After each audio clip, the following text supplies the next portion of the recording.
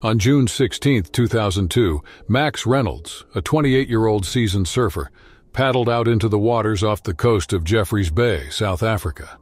Known for its perfect waves, Jeffreys Bay was a top destination for surfers worldwide. Max had been surfing since he was a teenager, and he'd made this spot his go-to for catching early morning waves before the crowds arrived. The day began like any other, the stillness of the beach broken only by the sound of crashing waves. Max felt the familiar thrill as he prepared to ride what he hoped would be the day's best set. South Africa's waters are famous for more than just waves, though.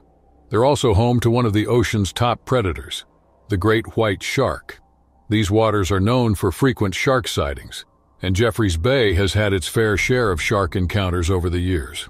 Great whites, which can grow up to 20 feet long, are fast and powerful hunters. They often patrol near shorelines looking for seals, and their attacks can be explosive. Max knew the risks like many experienced surfers in the area, but those thoughts were far from his mind as he paddled out for another wave. That morning, Max was equipped with his GoPro mounted on his surfboard, intending to capture footage of his rides. He had caught a few good waves already, feeling strong as he easily navigated the breaks. The ocean was calm, and he felt at peace. Max paddled back out after seeing a perfect wave, watching the water and scanning for the next set. But as he glided toward the deeper part of the surf, something silently followed him beneath the surface. Without warning, Max felt a sudden jolt. His surfboard lurched beneath him as something slammed into it. The impact sent a shock through his body, and before he could react, a massive great white shark emerged from the water, its jaws closing around his board and his leg. The force of the bite knocked him off balance, and Max found himself plunged into the water, grappling with the realization that he was under attack. The shark clamped down on his leg, its teeth sinking deep into his flesh. The pain was instant, sharp, and overwhelming, but the attack didn't stop there. As Max struggled to free himself, the shark initiated what is known as a death roll, a terrifying maneuver where the predator spins violently with its prey to tear it apart. Max was dragged underwater, the force of the roll pulling him deeper, turning him in a brutal spiral. His world became a blur of thrashing water, pain, and panic. Max's survival instincts kicked in. Desperate to break free, he remembered sharks are vulnerable around their gills. With his free leg, Max kicked with all his remaining strength, aiming for the shark's sensitive gill slits. His foot connected, and miraculously, the shark loosened its grip just enough for Max to wriggle free. Blood clouded the water around him, and every movement sent a searing pain through his leg, but he had no choice. He had to get back to his board and swim for his life. Barely able to think through the pain and panic, Max kicked toward his surfboard, which had drifted a few feet away. His GoPro, still attached, captured every agonizing moment: the initial strike, the violent spin, and his desperate escape. Pulling himself onto the board with one arm, Max paddled furiously toward shore. The distance between him and safety seemed endless, and every second he expected the shark to return. Somehow, Max made it to the shallows. His leg was torn and bleeding heavily, but he didn't stop until he collapsed on the beach. Nearby surfers, having witnessed the commotion, rushed to his side, dragging him further up the sand. Calls for help went out, and soon a rescue team arrived, airlifting Max to the nearest hospital. He was in critical condition but alive, a miracle given the ferocity of the attack. Max's story spread through the surfing community in the days that followed. The footage from his GoPro was recovered and quickly made its way online. The images were haunting, showing the sheer power and terror of the attack in graphic detail. Surfers who watched the video were chilled by what they saw: the shark's sudden strike, the violent roll, and Max's narrow escape. The footage shook even those who had spent years riding waves in dangerous waters, knowing how easily they could become prey. Max underwent multiple surgeries to repair the damage to his leg. The recovery was long, both physically and mentally. He had come face to face with one of nature's most feared predators, and barely escaped with his life. The scars left by the shark's bite would be with him forever, but it was the memory of the death roll, the feeling of being spun helplessly in the shark's jaws, that haunted him the most. For the surfing community in Jeffreys Bay and beyond, Max's encounter was a brutal reminder of the risks that come with their love of the ocean. The death roll, a tactic often used by sharks and crocodiles to dismember their prey, had rarely been seen in a shark attack on a human. The footage left even seasoned surfers questioning whether it was worth the risk to venture out again. Max, however, refused to let the attack define him. Though he stayed out of the water for many months, he eventually returned, determined to conquer his fear. But for those who saw the video, the image of the great white shark spinning Max through the water was enough to keep them out of the ocean for good. On June 3, 2006, Dan Miller, a 38-year-old father of two, spent a relaxed Saturday with his family at Pensacola Beach in Florida. The day had started like any other summer outing, with Dan, his wife Karen, and their children, Lily and Evan, enjoying the warm sand and cool breeze. It was a perfect day for a family beach trip, and the kids were eager to play in the shallow waves. Pensacola Beach, located on the Gulf Coast, is a popular destination for locals and tourists, known for its calm waters and white sands. Though generally considered safe, the Gulf's waters are home to various shark species, including bull sharks. These aggressive predators are known to swim in shallow waters and are responsible for more attacks on humans than any other shark. Despite this, attacks are rare, and Dan had never been overly concerned.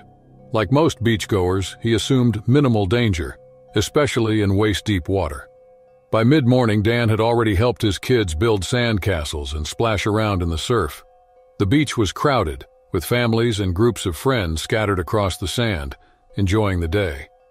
Dan decided to wade out further to cool off, leaving Karen and the children playing near the shore. The water was refreshing and the waves were gentle. Dan moved slowly, feeling the soft sand beneath his feet, unaware of the danger lurking nearby. Dan was only waist-deep in the water when it happened. Out of nowhere, a sudden powerful force struck his leg.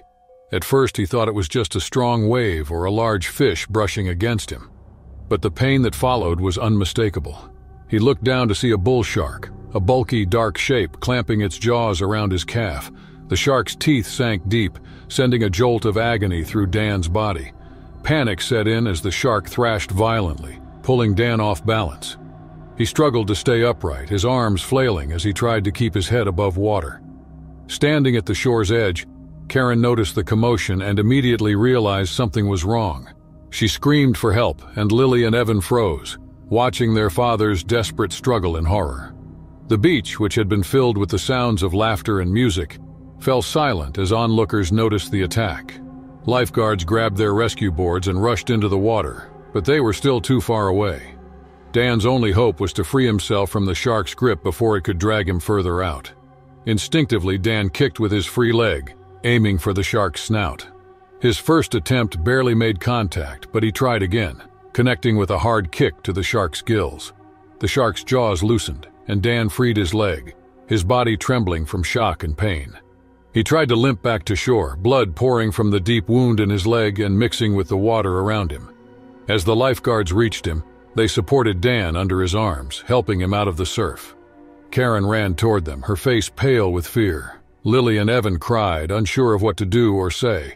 The beachgoers who had witnessed the attack were stunned, unable to process how such a violent event could happen in such shallow waters. Once on the sand, the lifeguards quickly applied pressure to Dan's wound, trying to stop the bleeding. The sight of Dan's torn leg was brutal, flesh mangled and blood soaking through the makeshift bandage. Paramedics were called, and Dan was rushed to a nearby hospital. The trip to the hospital was a blur for Dan, who struggled to stay conscious, the pain overwhelming him. At the hospital, doctors worked urgently to stabilize Dan. The shark's bite had severed tendons and caused significant blood loss. But fortunately, the attack hadn't hit a major artery. Surgery was required to repair the damage, and Dan faced weeks of recovery. The physical pain was intense, but the emotional toll was even greater. The attack had happened in front of his family, leaving him with a deep sense of helplessness and vulnerability. News of the attack spread quickly through Pensacola Beach. The fact that it had occurred in waist-deep water shocked everyone, showing that sharks could strike anywhere, even where it seemed safest. Beach authorities set warning signs and temporarily closed the area, conducting patrols to monitor for additional shark activity. While many locals knew the presence of bull sharks, The reality of an attack so close to shore was terrifying. For Dan and his family, the beach would never feel the same. Lily and Evan, once eager to play in the waves, were now afraid of the water, unable to forget the sight of their father being attacked. Karen struggled with guilt, replaying the scene in her mind and wishing she could have done something to prevent it. Dan's injuries slowly healed, but the mental scars lingered. He had always been cautious, aware of the ocean's dangers, but never imagined he'd be attacked in such shallow waters. Ray Boundy, a 27-year-old venture prawn trawler boat captain, lived in Townsville, Australia. Together with his crew, Dennis Murphy, a 23-year-old deckhand, and Linda Horton, his girlfriend, and the crew's cook, they embarked on a fishing trip, planning to spend a few weeks in the waters between Townsville and the Great Barrier Reef. Their journey took a dark turn when they encountered a sudden storm with fierce winds and rough seas. Determined to brave the conditions, they fought against massive waves crashing into their boat, causing it to fill with water. Ray and Linda found themselves trapped in the wheelhouse, struggling to keep the boat afloat while Dennis battled the elements on the deck. Suddenly, Dennis noticed a colossal wave approaching, and without hesitation, he jumped off the boat just moments before it capsized. Trapped within the wheelhouse's confines, Ray and Linda clung to a small pocket of air, gathering their strength and courage. They devised an escape plan, mustering all of their bravery to dive down and swim through the wheelhouse entrance. Upon resurfacing, relief washed over them as they spotted Dennis not far away. The three gathered together in the water, their eyes scanning their surroundings. It quickly became clear that they were far from land, left to tread water in the vastness of the open sea near their capsized boat. Armed with his knowledge of the area, Ray informed Linda and Dennis about their approximate distance from Townsville and the nearest group of islands. It was a grim realization that swimming to the Great Barrier Reef offered their best chance of survival. They salvaged items from the shipwreck with resourcefulness and determination, assembling a makeshift life raft. Setting out into the coral sea waters, they paddled towards the distant reef, their bodies tested by dehydration, sunburn, and the constant fear of shark encounters. As night descended, casting shadows across the water, a sudden sense of foreboding enveloped the trio. They glanced toward the horizon and beheld a chilling sight, a massive fin breaking the water's surface, a telltale sign of a shark's presence. Ray tried to ease their fears, assuring them that shark attacks were rare and that the shark was likely driven by curiosity rather than aggression. Yet their apprehension grew with every stroke as they continued paddling. Suddenly, Ray's heart skipped a beat as he felt the enormous shark glide beneath him. Reacting swiftly, he turned and delivered a powerful kick, striking the shark as it bit into his knee. The shark retreated momentarily, but the trio knew its hunger and instinct would likely bring it back, drawn by the scent of blood in the water. Fear weighed heavily on their minds as they pressed forward, the constant threat of another shark encounter lurking in the depths below. In an instant, their worst fears materialized. A large dorsal fin re-emerged from the water, and a tiger shark attacked Dennis. Despite his valiant kicks, Dennis struggled against the predator's strength. Ray and Linda helplessly watched as Dennis was pulled underwater, his desperate fight for survival extinguishing. Dennis had made the ultimate sacrifice, selflessly drawing the shark away from Ray and Linda. Their grief-stricken hearts carried them forward, propelling them toward the reef, fueled by the memory of their fallen comrade's bravery. Yet, the danger persisted. Another large fin broke the surface, and the shark began to circle them, an ominous presence threatening to consume them all. The tension was palpable as they pressed on, their strength waning and hope diminishing. Tragedy struck once more as the shark seized Linda, its teeth sinking into her chest and arms.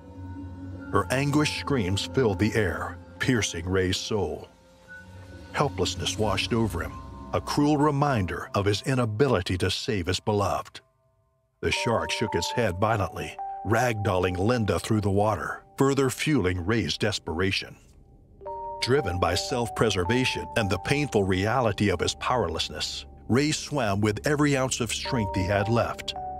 The shark pursued relentlessly, inching closer with every passing moment. Then, as if guided by divine intervention, a colossal wave surged toward Ray, offering a glimmer of hope. Seizing the opportunity, Ray caught the wave, riding its powerful current with the last remnants of his energy.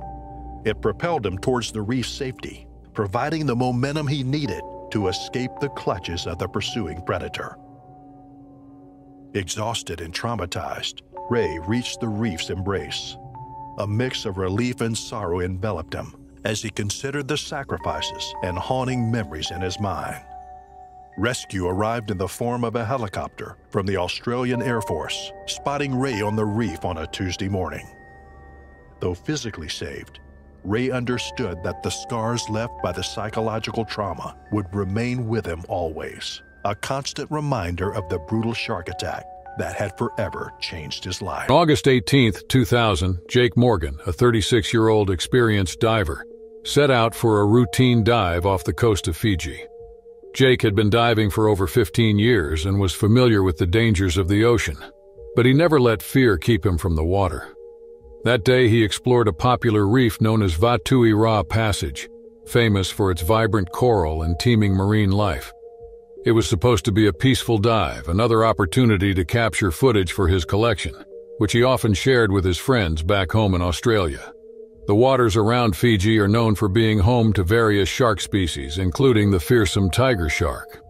These sharks are some of the most powerful predators in the ocean, known for their size and aggression.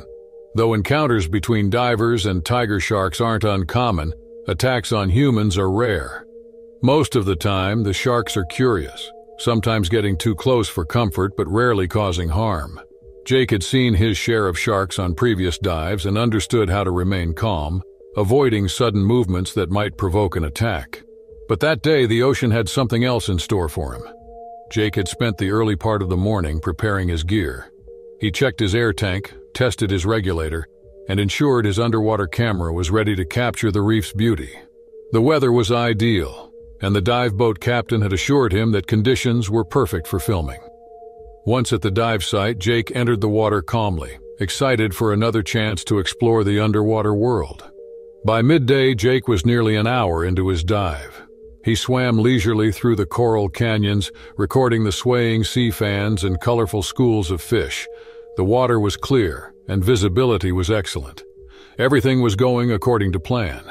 Occasionally, he glanced down at his camera, adjusting the angle to get the best shot of a passing ray or a curious reef shark.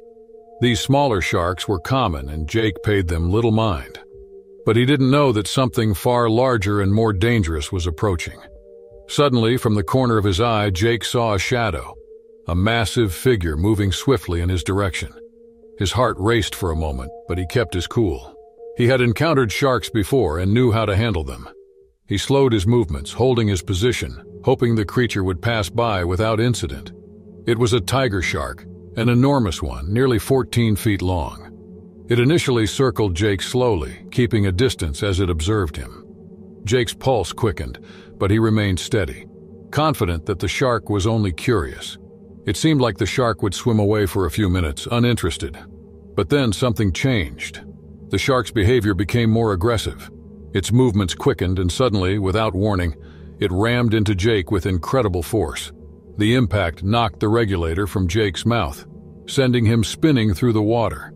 He panicked briefly, struggling to regain his balance and replace the regulator. His camera, still strapped to his chest, jerked violently as he flailed, and the footage captured the chaos as bubbles filled the frame. He shoved the regulator back into his mouth, gasping for air, but the shark was not done with him yet. Before Jake could react, the tiger shark came at him again, biting into his arm.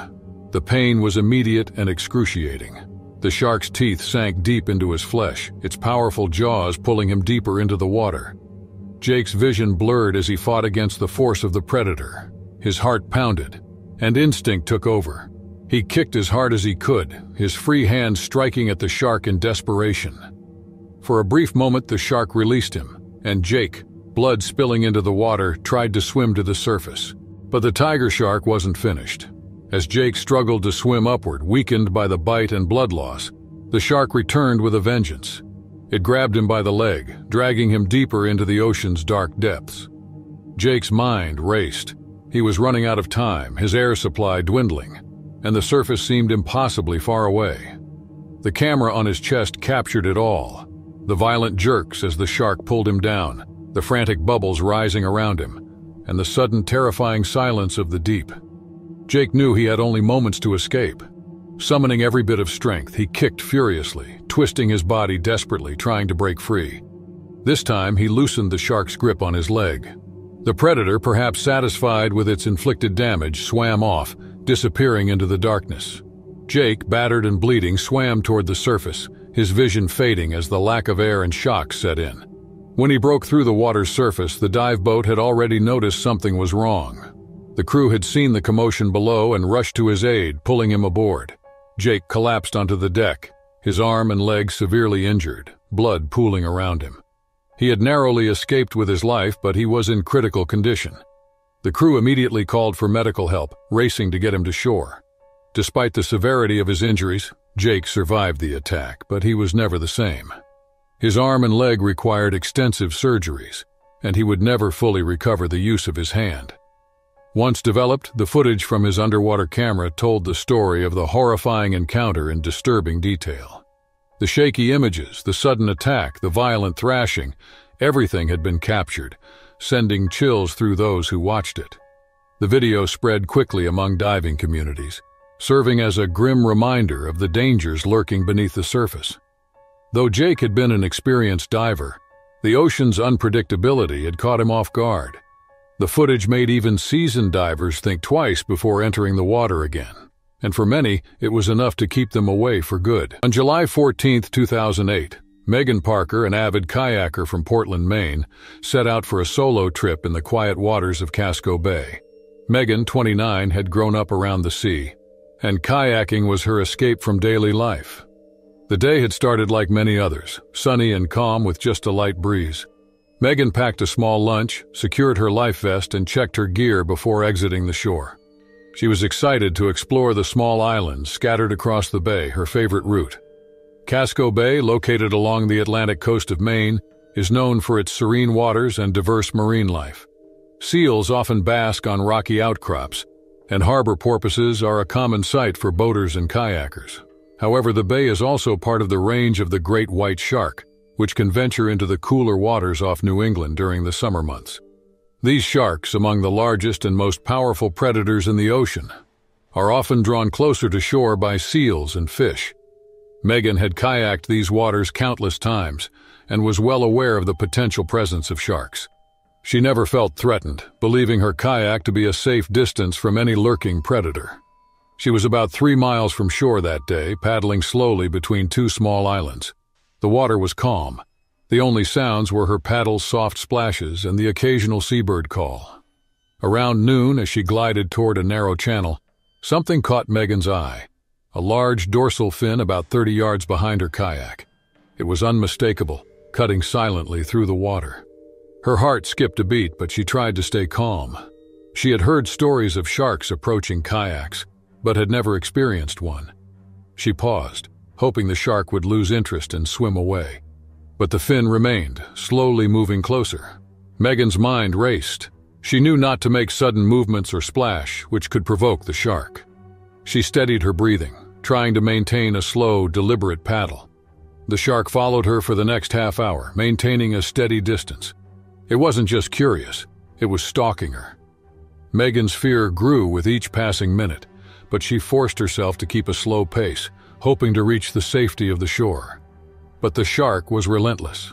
Megan glanced over her shoulder and saw it was still there, a massive shape beneath the surface, moving closer with each paddle stroke. Her arms grew tense from both fear and fatigue, but she couldn't afford to rest.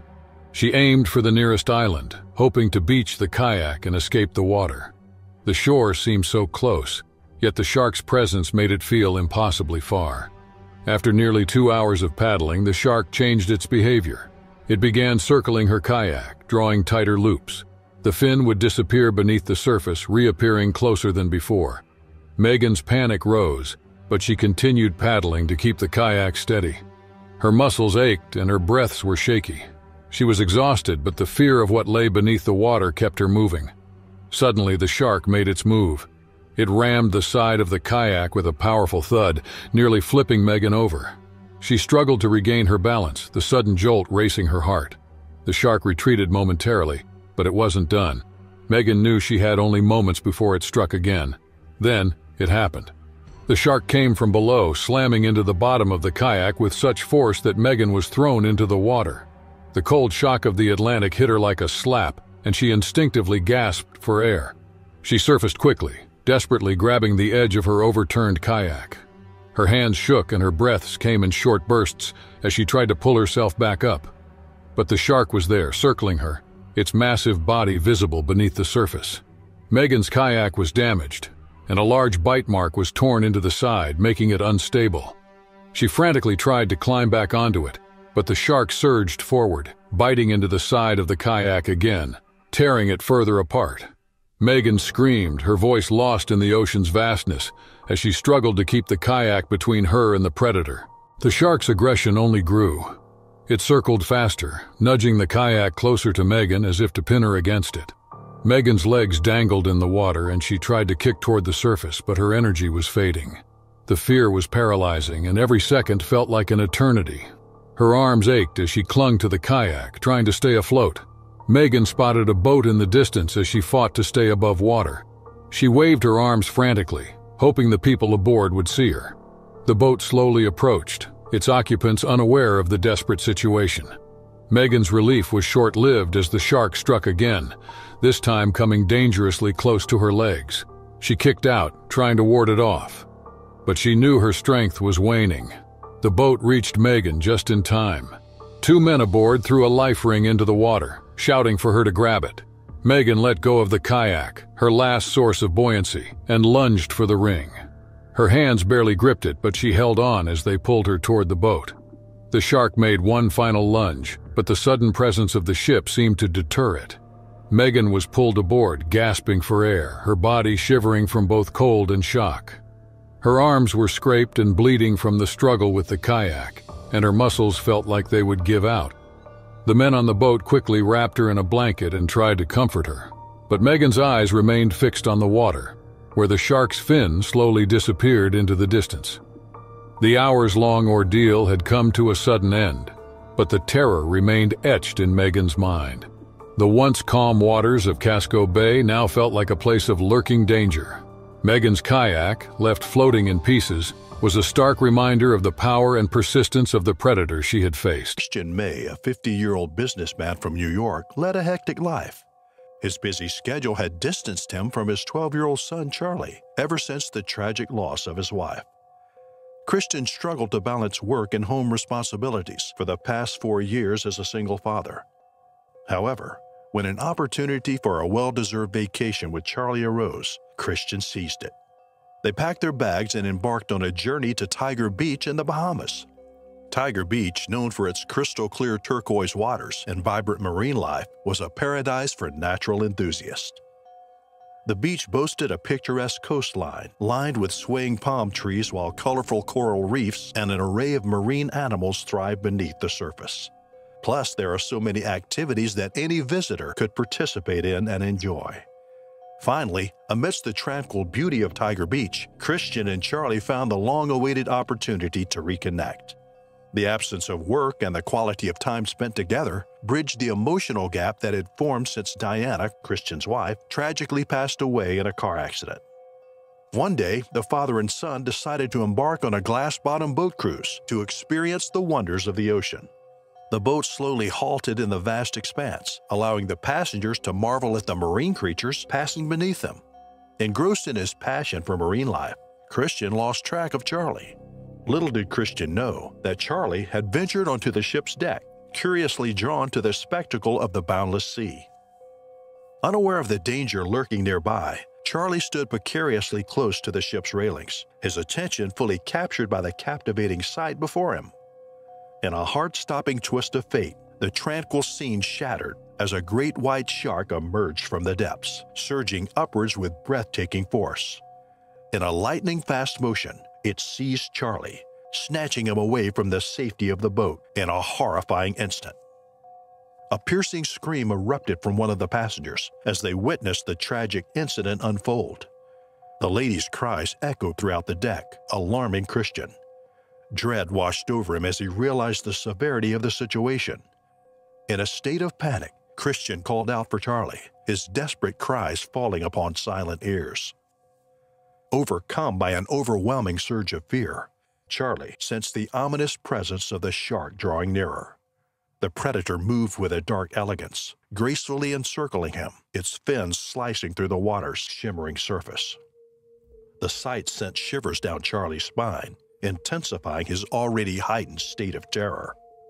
Out of nowhere, with alarming swiftness, the shark catapulted toward the vulnerable boy, its jagged teeth piercing his delicate leg mercilessly. Charlie's pain erupted in a heart-wrenching wail that reverberated through the air, a desperate plea echoing for assistance. As the predator's assault intensified, crimson streams flowed from Charlie's wounds, transforming the once clear water into a disconcerting swirl of dark red. A wave of fierce love and protective instinct surged through Christian as he mustered every ounce of courage to dive into the water and save his son. With a powerful splash, his entry disrupted the surface, capturing the attention of the menacing shark. The predator's focus shifted from Charlie to Christian as it swiftly closed the distance between them. In a chilling moment that seemed to freeze time, the shark's monstrous jaws ruthlessly seized Christian's left hand, causing an indescribable torment to course through his body. The excruciating pain was beyond what he could have ever imagined. The relentless assault tore through his tender flesh and delicate skin, laying bare the raw ivory-white bone beneath. Every agonizing second etched itself into Christian's consciousness, testing his resilience as he valiantly fought the searing torment. Overwhelmed by survival instincts, Christian's determination eclipsed the searing agony coursing through his body.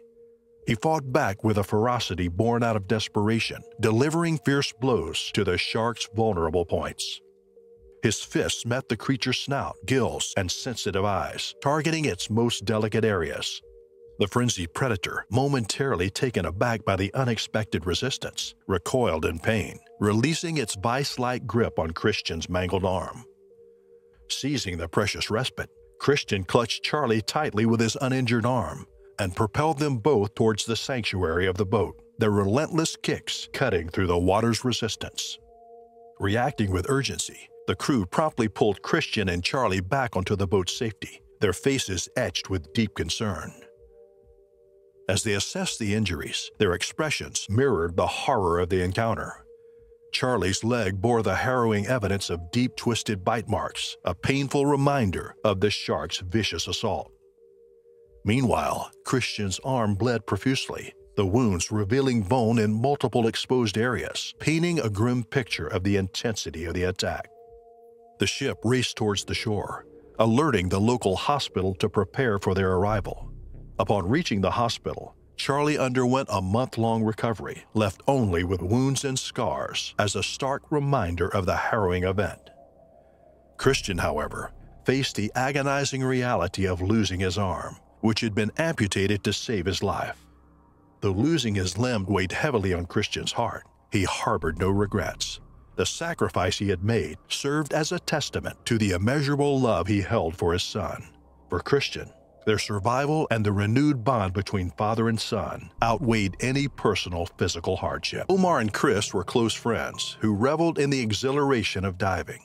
They eagerly planned a day filled with excitement and adventure along the coast of Santa Cruz, California. Seasoned divers knew the allure and dangers that awaited them in the vast ocean. Their destination was the magnificent Pigeon Point Lighthouse, perched atop a towering cliff overlooking the central California coast. Not only was this lighthouse a guiding beacon for sailors, but it also served as a symbol of hope for weary travelers. The waters surrounding the lighthouse were part of the Monterey Bay National Marine Sanctuary, a protected haven teeming with a vibrant array of marine life. Within the sanctuary's depths dwelled a myriad of fascinating creatures, ranging from vibrant tropical fish to majestic sea mammals like seals, sea otters, and dolphins. However, the hunting ground of the great white shark, an apex predator, also ruled these waters with unyielding dominance. The cool temperatures and abundant presence of marine mammals made it an ideal habitat for these fearsome creatures. On that fateful morning in September 1984, Omar and Chris suited up in sleek black wetsuits, preparing to explore the mysteries beneath the waves near Pigeon Point. Despite the overcast skies and diminished visibility, their excitement was undeterred.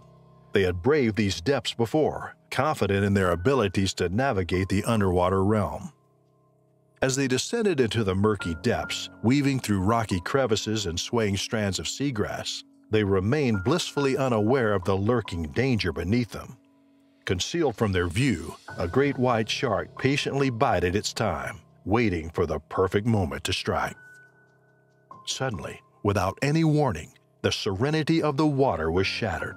The great white shark, a formidable predator of unparalleled ferocity, lunged at Omar with relentless force.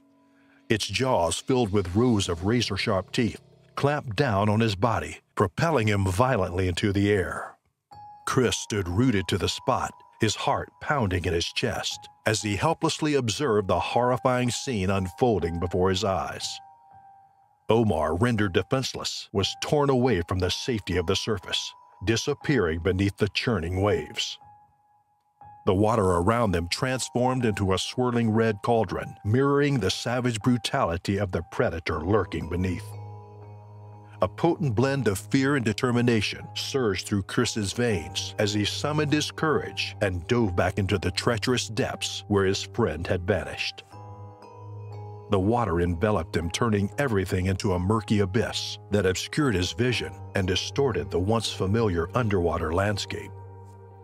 Every stroke became a desperate battle against the resistance of the current, while his lungs cried out for precious air.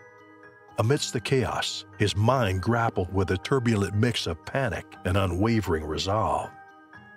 As Chris descended into the depths of the inky blackness, a true horror of Omar's injuries was unveiled.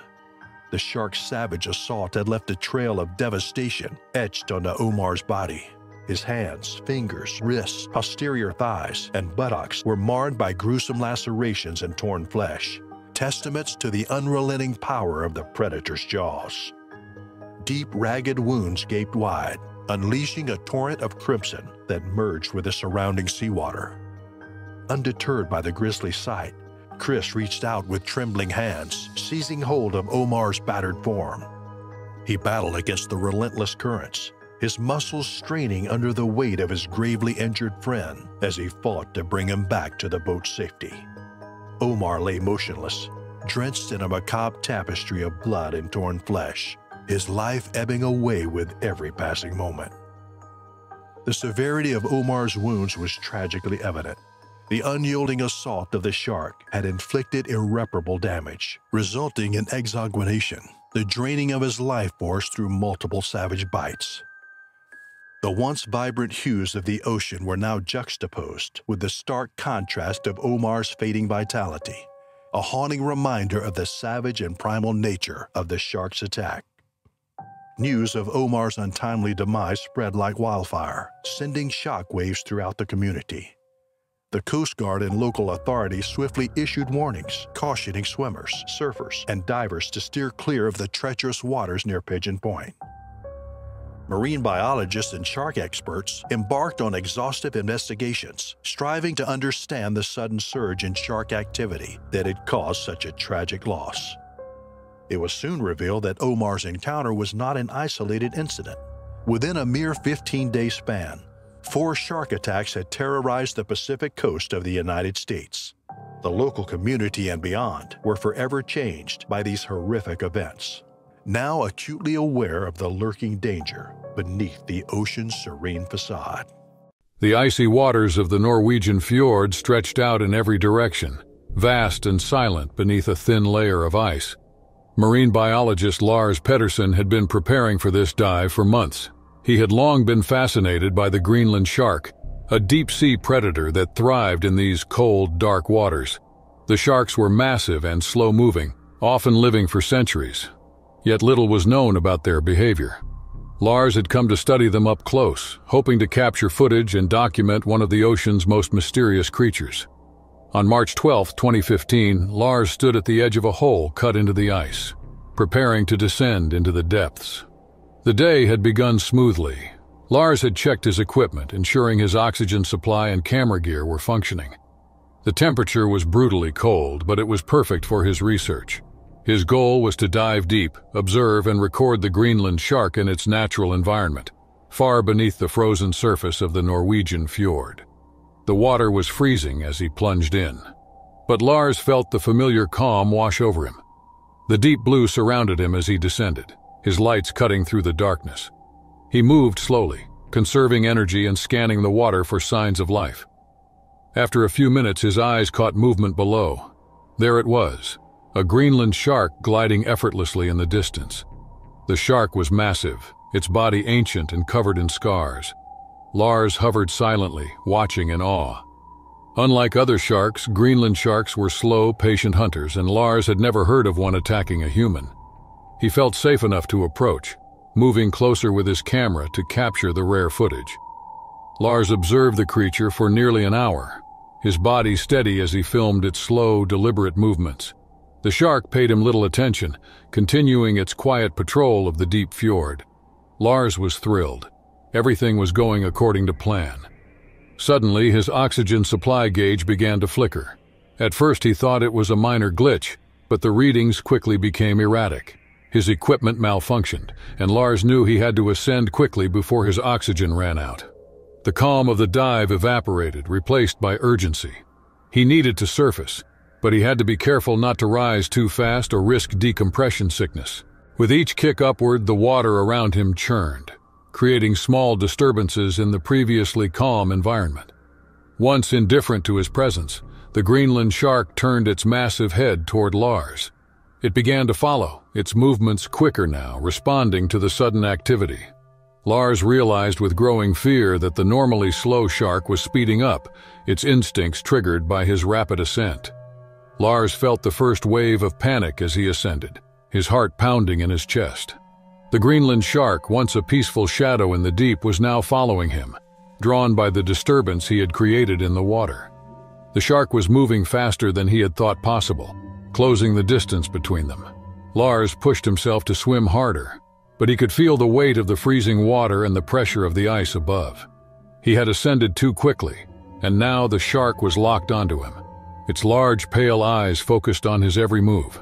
Lars could see the scars along its body, marks of battles fought in the cold depths. The predator's ancient instincts were fully awake now, and Lars realized he was no longer an observer, but a target. As he neared the surface, the reality of his situation hit him harder.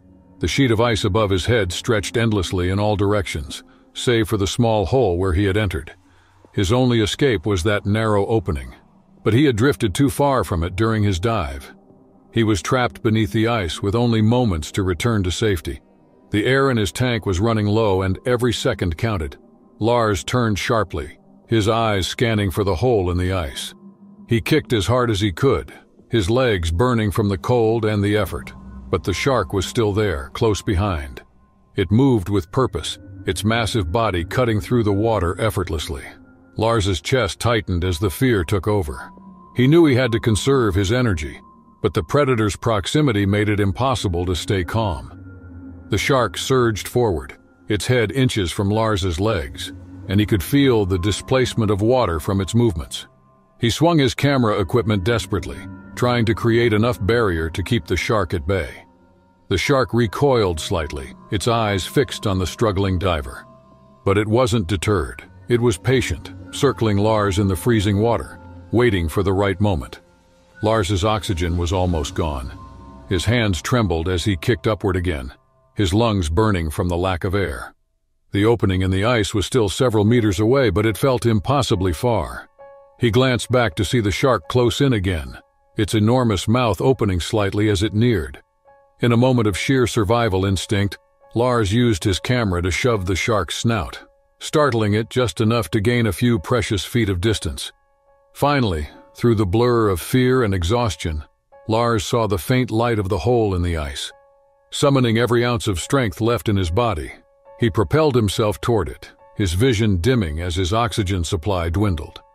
The shark made one last lunge, but Lars reached the surface, bursting through the hole in the ice with a gasp of air. He scrambled onto the frozen surface, shaking uncontrollably from the cold and the terror. Below him, the Greenland shark continued to circle for a moment before slowly drifting back into the depths. Lars lay there, breathing heavily, his mind reeling from the close call.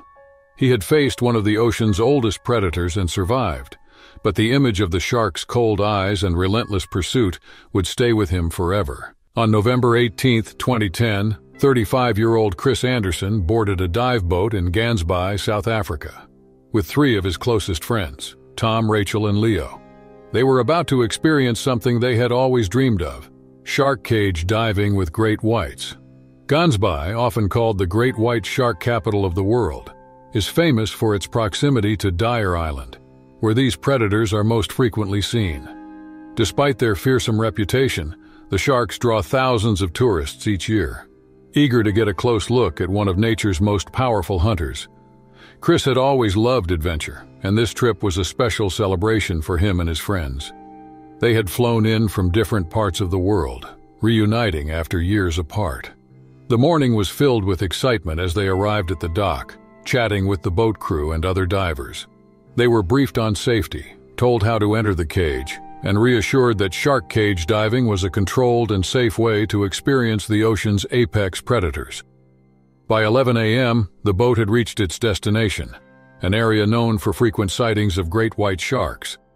The water here was cold and deep, and seals were often spotted in the distance, a common sign that sharks were nearby. The crew prepared the heavy steel cage, securing it to the side of the boat. Chris and his friends put on their wetsuits, donned masks, and eagerly lined up, ready to enter the cage. It seemed like the perfect start to a thrilling adventure. The cage was lowered into the water, half submerged with space for 4 divers. Chris, Tom, Rachel, and Leo stepped inside, gripping the metal bars tightly as they adjusted to the chill of the Atlantic. The crew began chumming the water, throwing in a mix of fish parts to attract the sharks. Within minutes, the first dorsal fin broke the surface a short distance away. The excitement among the divers was palpable as a massive great white, easily over 15 feet long, swam toward the boat. At first, the sight was awe-inspiring. The shark glided gracefully, its dark eyes fixed on the cage. Chris and the others watched with fear and fascination, their GoPros capturing every moment.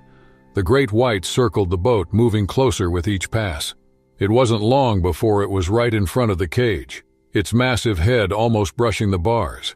Chris felt a rush of adrenaline, leaning forward to get a better look, but the thrill quickly turned into something darker. The shark lunged at the cage without warning, slamming its body against the bars. The force of the impact sent a shudder through the metal, and the divers stumbled backward, their hearts racing. The shark wasn't just testing the cage, it was attacking it. It retreated slightly, only to ram the cage harder this time. The bars bent under the pressure, and the cage shifted, knocking Chris and the others off balance.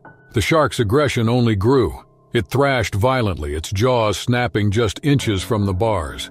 Chris tried to stay calm, but the situation quickly spiraled out of control. The great white turned, then rammed the cage with even more force. One of the bars bent inward, creating a gap wide enough for the shark's head to fit through. Panic set in as the massive predator forced its snout into the cage, its teeth gnashing in a frenzy. Chris was now face to face with the shark, trapped inside the small enclosure with nowhere to go. The shark's head was partially inside the cage, its jaws snapping at anything in reach. The water churned violently around them, and Chris's mask filled with bubbles as he tried to back away. He felt a sharp sting on his arm as the shark's teeth grazed his wetsuit, tearing through the material. Blood spread into the water, making the shark more aggressive. Leo tried to push the shark back with his feet, but the predator was too strong. It continued to force its way deeper into the cage, twisting its body to fit through the gap. Chris struggled to keep distance, pressing himself against the opposite side of the cage. His breaths were rapid and his legs shook with fear. Above, the crew scrambled to pull the cage up, but the shark's weight made it difficult. They shouted for Chris and the others to hold on, but the shark's thrashing made it impossible to keep steady. The great white withdrew momentarily, only to lunge forward again. It snapped wildly, its teeth clashing against the bars. Chris's arm got caught in the chaos, the sharp edges of the broken metal cutting into his skin. He pulled back, clutching his bleeding arm, as the shark made another attempt to enter the cage. Rachel screamed through her regulator, her eyes wide with terror as the shark's jaws came dangerously close to her leg. Tom and Leo tried to shield her, but the cage shook violently with each impact. The crew above managed to lift the cage slightly, creating a brief moment of relief as the shark slipped back into the open water. But the respite didn't last long. The great white returned, ramming the cage with a fury that bent the bars further. Chris knew he had to move fast. With adrenaline surging, he grabbed the remaining bars and pulled himself to the top of the cage, where the opening was slightly wider. His friends followed, desperate to escape the shark's reach. The predator continued to circle, its eyes fixed on the divers above.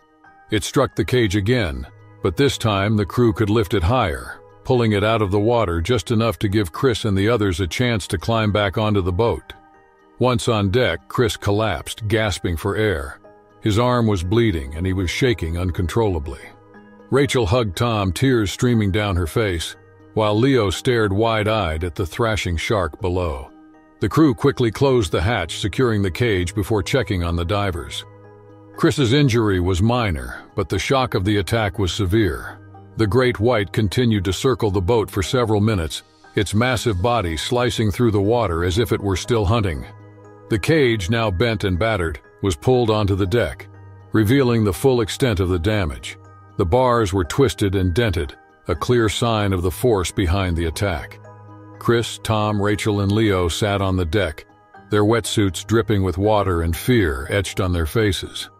The once thrilling encounter had become a nightmare that none would forget.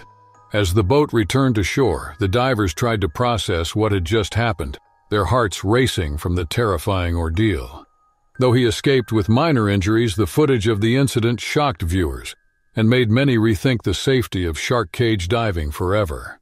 On August 26, 2024, a U.S. Coast Guard team was conducting a routine patrol 15 miles offshore off the coast of California. It was supposed to be an ordinary training exercise they had done many times before. Lieutenant Jason McCall was in charge, a seasoned officer leading a team of 5, including Petty Officer Sam Henderson, Seaman First Class Mike Daniels, and 2 recruits, Sarah Jenkins and Tom Bradley.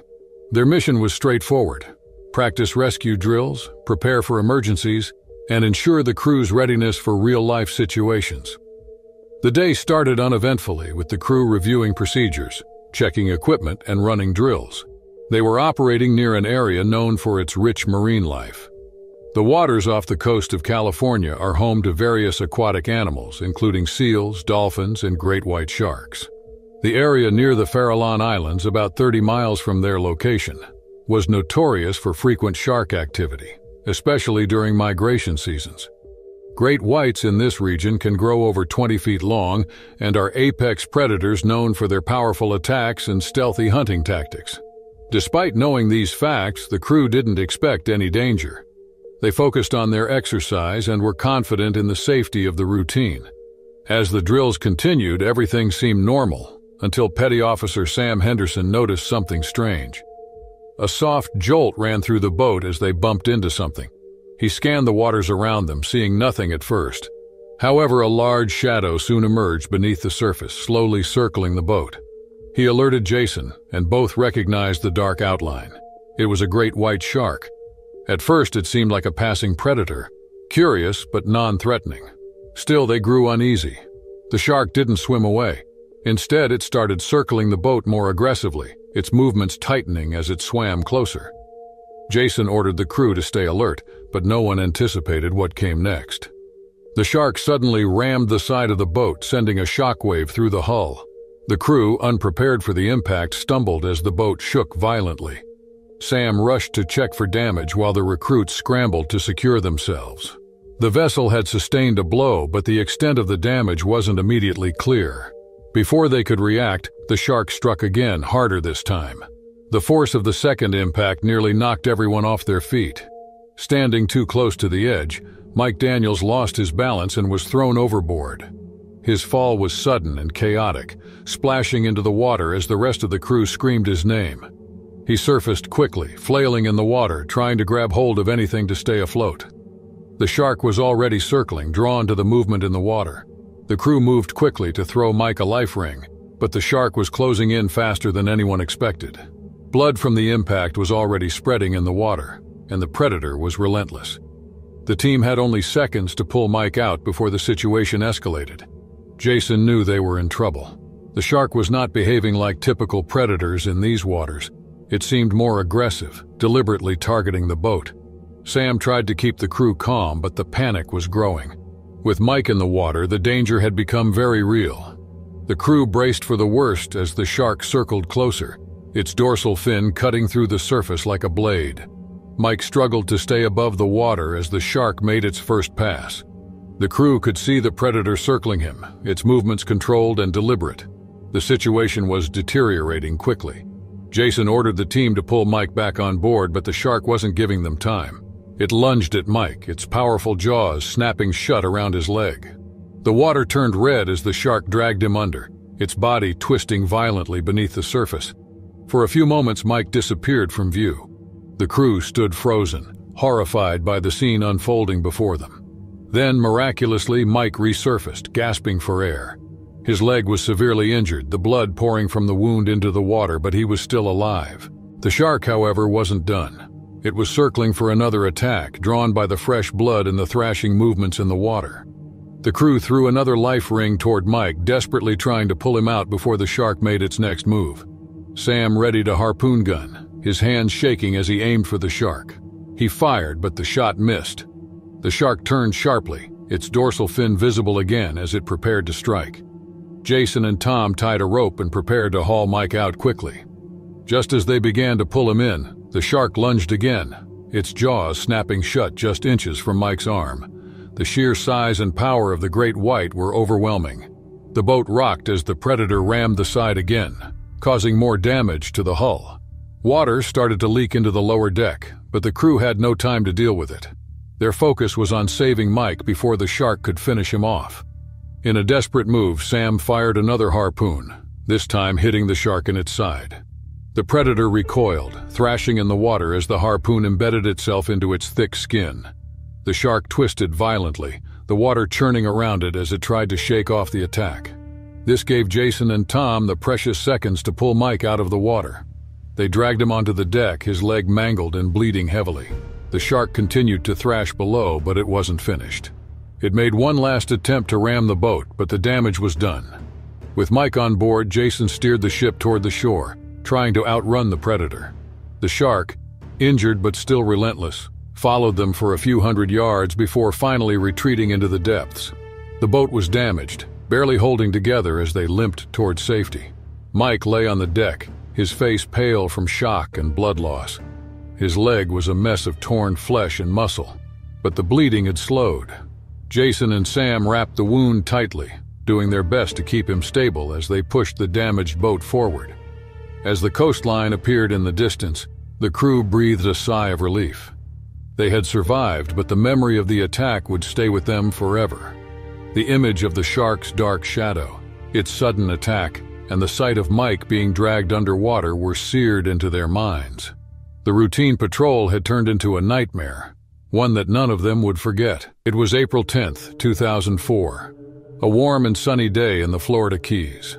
The waters were calm and inviting, and tourists were looking to enjoy the weekend. Among them was a group of friends who had driven down from Miami for fun on the open sea. They had rented jet skis near Key Largo, planning to explore the waters, race each other, and feel the thrill of the ocean. Jess Carter, 20 years old and full of energy, led the group. She had always been the adventurous one, urging her friends, Sarah, Mike, and Dylan, to go further out and enjoy the freedom of the ocean. The four of them had known each other since high school and spent most weekends chasing thrills, whether mountain biking, cliff jumping, or jet skiing. They had no idea that today's thrill would turn into a nightmare. By late morning, the group had moved further from the busy shoreline, finding a wide open space with few boats in sight. The water was clear, and the friends laughed as they raced each other, zigzagging across the waves. Jess was in the lead, feeling the rush of speed beneath her. Dylan and Mike followed behind while Sarah hung back, enjoying the ride at a slower pace. As the group paused to catch their breath, Jess noticed something unusual in the water a few yards away, a large fin slicing through the surface. She waved to her friends, pointing toward the fin with excitement and nervousness. They all laughed, assuming it was just a curious dolphin or a small shark passing by. But as they watched, the fin moved closer, carefully cutting through the water. The laughter faded into silence. It wasn't just any shark. It was a massive hammerhead over 12 feet long, with its distinctive flat head visible beneath the surface. Hammerhead sharks are common in the Florida Keys, especially during spring and summer when they hunt along the coral reefs. While they're not typically aggressive toward humans, their size and unpredictable movements make them intimidating, even for seasoned ocean-goers. The friends kept their distance at first, revving their jet skis lightly as a precaution. But instead of swimming away, the hammerhead began circling them, drawing closer with each pass. The tension grew as the shark's movements became bolder, its fin nearly brushing against the sides of their jet skis. Jess, trying to mask her fear, suggested that they head back to shore, but the shark struck before they could move. With shocking speed, the hammerhead rammed Jess's jet ski from below, causing it to tip violently. Jess was thrown into the water, the impact knocking the wind out of her. As she splashed helplessly, she felt a surge of panic. She was now in the shark's territory, vulnerable and exposed. Her friends watched in horror, screaming her name, but unsure how to help without putting themselves at risk. The hammerhead didn't hesitate. It moved toward Jess with terrifying precision, its jaws snapping shut on her arm. The pain was instant and searing, but the force of the shark's shake was worse. Jess felt herself being pulled deeper, the shark twisting its body in an attempt to tear her apart. Her instincts took over. She kicked and punched with her free arm, desperate to break free from the shark's grip. Mike and Dylan, realizing the situation's urgency, maneuvered their jet skis closer to Jess. Sarah, in shock, remained frozen for a moment before finding the courage to act. The three friends tried to form a barrier between Jess and the shark, reaching out to grab her and pull her back onto the jet ski. Jess, struggling to stay afloat, grabbed Mike's extended arm. But the hammerhead wasn't done. It came back with another lunge, its mouth wide open, aiming for Jess's leg this time. Mike and Dylan pulled with strength, dragging Jess partially onto the jet ski. Her body scraped against the side and she cried out in pain. But the fear of another bite kept her moving. Blood poured from her arm, staining the water and fueling the shark's aggression. Dylan and Mike hoisted Jess fully onto the jet ski with one last desperate pull. Her arm hung limp, the bite marks deep and bleeding profusely. Finally, breaking from shock, Sarah sped over and helped stabilize Jess, holding her tightly as they revved their engines toward shore. The ride back was frantic, with Jess slipping in and out of consciousness from blood loss and shock. Mike called for help on his phone as they sped toward the nearest dock, praying that medical assistance would await. The sound of sirens now replaced the group's laughter from earlier as an ambulance rushed to the scene. Jess was rushed to the hospital, where doctors treated her for severe lacerations and shock. She had lost a significant amount of blood, but miraculously she survived. Her arm required multiple surgeries, and the physical therapy that followed was grueling. The mental scars, however, were harder to heal. The memory of being attacked and pulled underwater by the hammerhead haunted her, making it difficult to even think about returning to the ocean. The attack left a lasting impact not only on Jess but also on her friends, who struggled with guilt over what had happened. The story of Jess's encounter quickly spread through the Florida Keys, making headlines and sending waves of fear through the local community. Hammerhead sharks, once seen as an exciting part of ocean life, were now viewed with suspicion and dread. For Jess, the open waters she had once loved became a symbol of terror. Despite her determination to heal, she found it impossible to shake the memory of that day. The hammerhead's relentless attack, the feeling of being dragged deeper into the water, it was a nightmare that would stay with her forever.